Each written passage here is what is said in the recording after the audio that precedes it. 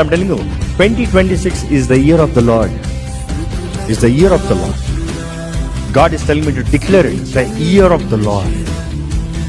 ఆగిపోయిన పనులు కొనసాగే సంవత్సరం, జరగనవి జరిగే సంవత్సరం, అసాధ్యమైన కార్యాలు సాధ్యపరచబడే సంవత్సరం. నీ జీవితంలో ఒక నూతన ప్రారంభం కొరకు ఎదురు చూస్తున్నాడు. నీ దేవుడే నీ తలుపులు బద్దలు కొట్టి నిన్ను ముందుకు తీసుకెళ్లే సంవత్సరం.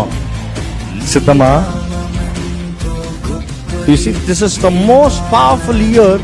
కానీ దేవుడు ఒకటే చెప్పన్నాడు, నేను ముందుకెళ్ళి చేస్తాను కానీ నా వెనకాల వచ్చేవాడు భయభక్తులతో రమ్మన్నాడు, గౌరవంతో రమ్మన్నాడు. నేనంటే ఆశ్చర్యపోయే రీతిగా రమ్మని చెప్పి. ఇట్ ఈస్ నా దేవుడు నువ్వు నమ్మిన ప్రతిసారి ఆయన చూపిస్తాడు. ఆయన చూసిన ప్రతిసారి వావ్.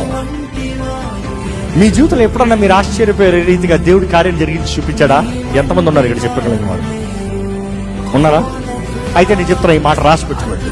మీ జీవితంలో మునపెన్నట్టు చూడని కార్యాలు, ఆశ్చర్యకరమైన కార్యాలు ఈ వచ్చే సంవత్సరంలో దేవుడు మీ జీవితంలో జరిగించబోతున్నాడు. Right it down and see.